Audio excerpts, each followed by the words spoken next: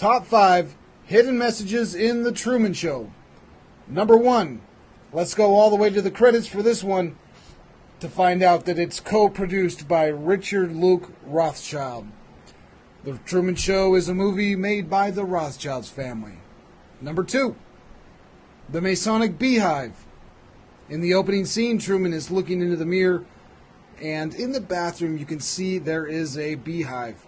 Now, this specific beehive is the same exact style that the Freemasons have on all of their symbolism.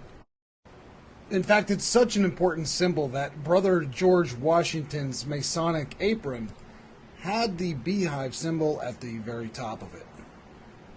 And the meaning of the beehive fits perfectly for Truman as we see it in the Masonic Encyclopedia here. The bee was among the Egyptians the symbol of an obedient people. And so Freemasonry uses the beehive to symbolize the obedient people, that is, the non-Masons who are obedient to the governments that are run by Freemasons. Number 3, either the Earth or Moon is classified. About halfway through the movie, it shows the dome-style Earth. The guy picks up a pepperoni pizza slice, and the newspaper says classified. Now, typically it would say classifieds. However, in this case, the S is omitted, and that means that it is not a classified section. It means that the information that they're displaying is classified. There's 2 significant things that are shown here. Number 1 is they are in the moon. This is the HQ inside of the moon. And the second one is that the camera has just panned from the dome-style Earth. So either something about the Earth or the moon is classified. And that leads right into number 4, flat Earth references.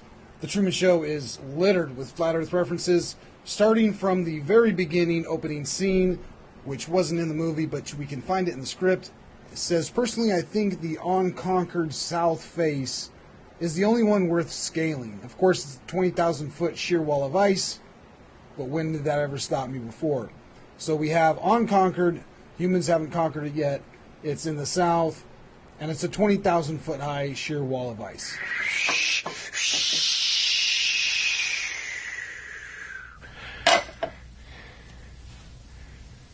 Personally, I think the unconquered south face is the only one worth scaling. It's a 20,000-foot sheer wall of ice, but that's never stopped me before. The stars are fake or artificial, and there's actually a rip in the dome.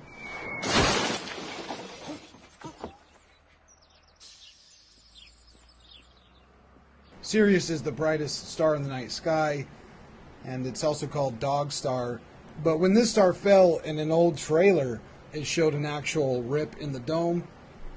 However, in the actual movie, that's kind of covered up with the lamppost, and the rip is not shown. The Truman Show logo shows a picture of Earth, which doesn't make a lot of sense for the Truman Show itself. You would think that it showed a picture of Truman's town. But the funny thing is, the dome that Truman lives in over there in Hollywood actually pans out and turns into Earth. Right here, it just changes from Truman's dome into the sphere Earth. So it seems that the Truman Show logo itself is showing that this is not a story about one town, it's a story about the Earth. There's a globe in his garden that he later uses to sneak out when he's escaping from the town. Here his friend has moved that globe aside, and he says that Truman's gone. Truman's radio is another sphere Earth. He does have vitamin D, which he needs to take because he's not getting any real sunlight. And as we've just seen, Truman's Earth is an actual flat Earth with a dome over it. And number 5, Truman goes to Antarctica and finds a new world. Truman is leaving in a boat. It's called the Santa Maria. The Santa Maria here is indicative that he's going to a new world. Columbus supposedly, used the Santa Maria when he went to his quote-unquote new world. We know that story's a bunch of nonsense. But the significance of the Santa Maria here is that Truman is going to a new world. The weather starts out fair, but quickly gets very bad, which is exactly what happens when you sail to Antarctica. In fact, one time Truman falls out of the boat and almost dies. This is like what happened with Shackleton and the very first adventurers who went down to Antarctica. It was one disaster after the next because the weather is so bad. They call it the Roaring 40s, the Furious 50s, and the Shrieking or Screaming 60s. And once you get down to 70 degrees south, things start not so windy anymore. But the 40s, the 50s, and the 60s are what's depicted here, and Truman's going through them. There's one more very quick hint that he is heading to Antarctica, where we can see that the compass is spinning. This is something that happens when you go close to the South Pole. Your compass will just spin. So in addition to the bad weather, the compass spinning, once Truman finally escapes the storm, he runs smack into an ice wall. And we can argue that it's not ice here, it's sky, but it would be the firmament then. So he's either hit the firmament or he's hit the ice wall.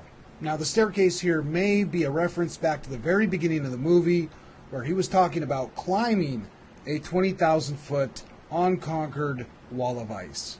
So here he is, come to the ice wall or come to the firmament, and he has to climb up in order to get to the top of it, where he finds the exit. He then exits from the realm, leaves the firmament, and goes to a new world, takes a bow. It reminded me of this map, where he encountered the ice wall, had to follow it to the right, and then found an exit out of the realm to a new land. Or perhaps it's a little bit closer to this map, which is supposedly a 10,000-year-old map made by monks. And we can see that there are lands beyond the realm that we reside in. And we find the very similar ending in C.S. Lewis' book, The Voyage of the Dawn Treader. They are taking a boat and sailing away from Earth. There was no need to row, for the current drifted them steadily to the east. None of them slept or ate. And when the third day dawned, with a brightness you or I could not even bear, even if we had dark glasses on, they saw a wonder ahead. It was if a wall stood up between them and the sky, a greenish-gray, trembling, shimmering wall. Then up came the sun, and at first rising, they saw it through the wall, and it turned into wonderful rainbow colors. Then they knew that the wall was really a long, tall wave, a wave endlessly fixed in one place, as you may often see at the edge of a waterfall, and it seemed to be about 30 feet high. But for now they saw something not only behind the wave, but behind the sun. So it seems like the sun here is an illusion. They can see stuff behind the sun. But now they looked at the rising sun and could clearly see things beyond it. What they saw eastward beyond the sun was a range of mountains so high that they never saw the top, and the mountains really must have been outside of the world. For any mountain even a quarter or a 20th of the height ought to have ice and snow on them, but these were warm and green and full of forests and waterfalls however high you looked. No one in the boat doubted that we were seeing beyond the end of the world into Aslan's country. My friends, we have arrived.